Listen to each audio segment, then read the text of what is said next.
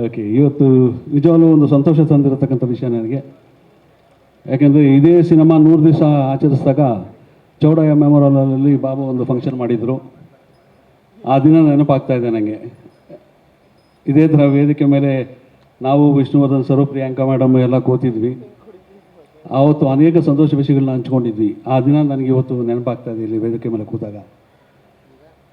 Vishnu sir ಜೊತೆಯಲ್ಲಿ ಪ್ರಯಾಣ ದೊಡ್ಡ ಪ್ರಯಾಣ ನಂದು. ಸುಮಾರು ಒಂದು 30-35 ವರ್ಷದ ಪ್ರಯಾಣ.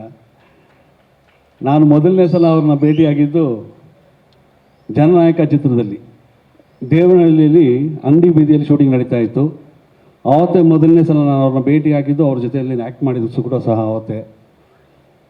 ಆವತ್ತು ಶುರುವಾಗಿದ್ದ ಪ್ರಯಾಣ ಹಾಗೆ ಸಹ ಕಲಾವಿದನಾಗಿ ಅವ್ರ ಜೊತೆಯಲ್ಲಿ ನೆಗೆಟಿವ್ ಕ್ಯಾರೆಕ್ಟರ್ಗಳು ಮಾಡ್ತಾ,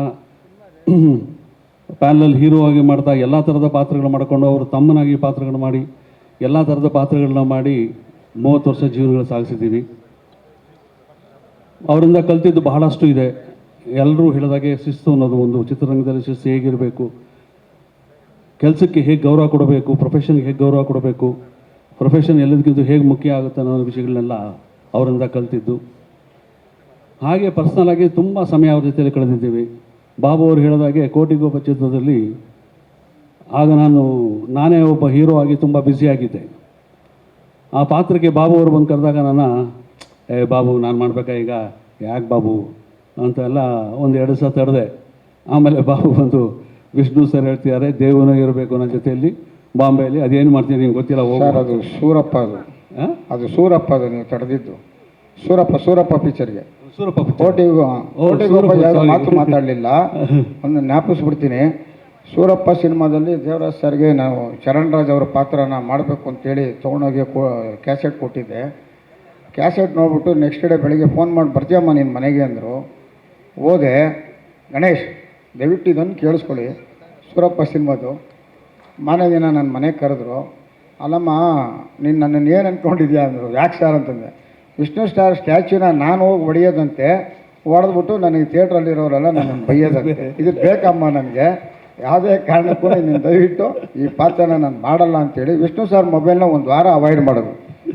ಆಮೇಲೆ ನಾನು ಹೇಳ್ಬಿಟ್ಟೆ. ಅದಕ್ಕೆ ವಿಷ್ಣು ಸರ್ಗೆ ಇವರೇ ಫೋನ್ ಮಾಡಿ, ಸರ್ ನೀವೇನು ಪಾತ್ರ ಕೊಟ್ಟರು ನಾನು ಮಾಡ್ತೀನಿ, ನಿಮ್ಮ ಸ್ಟ್ಯಾಚ್ಯೂನ ಹೊಡೆದು ಥಿಯೇಟ್ರಲ್ಲಿ ಬೇರೆಯವ್ರನ್ನೆಲ್ಲ ಕರೀತಾರೆ ಸರ್, ಬೇಡ ಸರ್ ಅಂತೇಳಿ ಆ ಪಿಕ್ಚರಲ್ಲಿ ತಪ್ಪಿಸ್ಕೊಂಡ್ರು.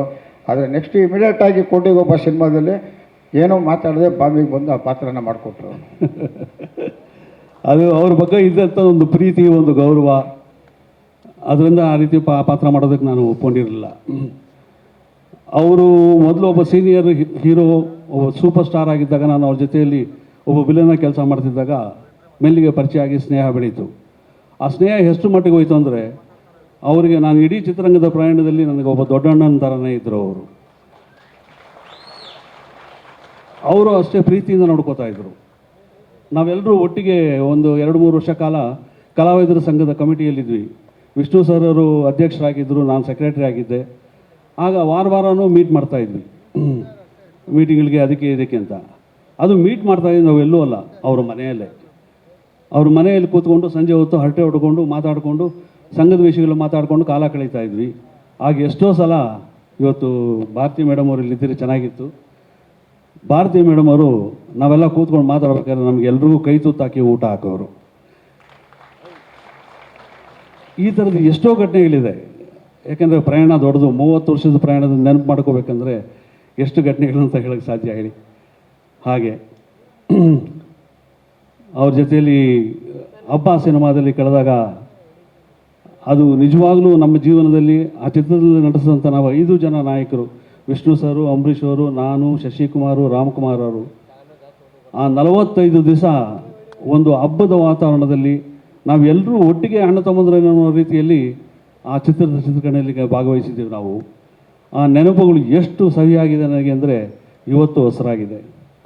ಈ ನೆನಪುಗಳೆಲ್ಲ ಹಸಿರಾಗಿರೋದಕ್ಕೆ ಕಾರಣ ಆ ವ್ಯಕ್ತಿ, ಆ ವ್ಯಕ್ತಿತ್ವ. ಯಾವುದೇ ಒಬ್ಬ ವ್ಯಕ್ತಿಯಲ್ಲಿ ಅವ್ರನ್ನ ನೋಡೋದು ಕೂಡಲೇ ನಮಗೆ ಯಾರಪ್ಪ ಇವರು, ಅವ್ರು ಗೌರವ ಕೊಡಬೇಕು, ಇವ್ರನ್ನ ಮಾತಾಡಿಸ್ಬೇಕು ಅನ್ನೋ ಭಾವನೆಗಳೆಲ್ಲ ಬರುತ್ತೆ. ಆ ಭಾವನೆಗಳೆಲ್ಲ ಬರೋದು ಇಂಥ ಕೆಲವು ವ್ಯಕ್ತಿಗಳು ನೋಡಿದಾಗ ಮಾತ್ರ. ನಾವು ಅಂಥ ವ್ಯಕ್ತಿಗಳ ಜೊತೆಯಲ್ಲಿ ಎಲ್ಲ ಸಮಯದಲ್ಲೂ, ಊಟದ ಸಮಯದಲ್ಲೂ, ಇನ್ನೊಂದು ಸಮಯದಲ್ಲೂ ಗೆಳೆತನದಲ್ಲಿ ಅಣ್ಣ ತಮ್ಮಂದರಾಗಿ ಕಾಲ ಕಳೆದಾಗ ಆ ಪ್ರಯಾಣನ ವಿವರಿಸೋದು ಬಹಳ ಕಷ್ಟ ಆಗುತ್ತೆ. ಅದೆಲ್ಲ ಭಾವನೆಗಳು ನನ್ನ ಮನಸ್ಸಲ್ಲಿದೆ. ಅದಕ್ಕೆ ಅವ್ರ ಜೊತೆಲಿ ಕಳೆದಂಥ ಕಾಲ ಯಾವಾಗಲೂ ನನ್ನ ಮನಸ್ಸಲ್ಲಿ ಹಸಿರಾಗಿರುತ್ತೆ. ಆ ಉಸಿರಲ್ಲಿ ಉಸಿರಾಗಿ ಯಾವತ್ತೂ ಇರುತ್ತೆ ಅಂತ ಹೇಳೋದಕ್ಕೆ ಇಷ್ಟಪಡ್ತೀನಿ. ಅವ್ರನ್ನ ಮರೆಯೋದಕ್ಕೆ ಸಾಧ್ಯವೇ ಇಲ್ಲ ನಮ್ಮ ಉಸಿರೋವರೆಗೂ. ಅಂಥ ಒಂದು ಪ್ರಯಾಣ ಸಾಗಿಸಿದ್ದೀನಿ.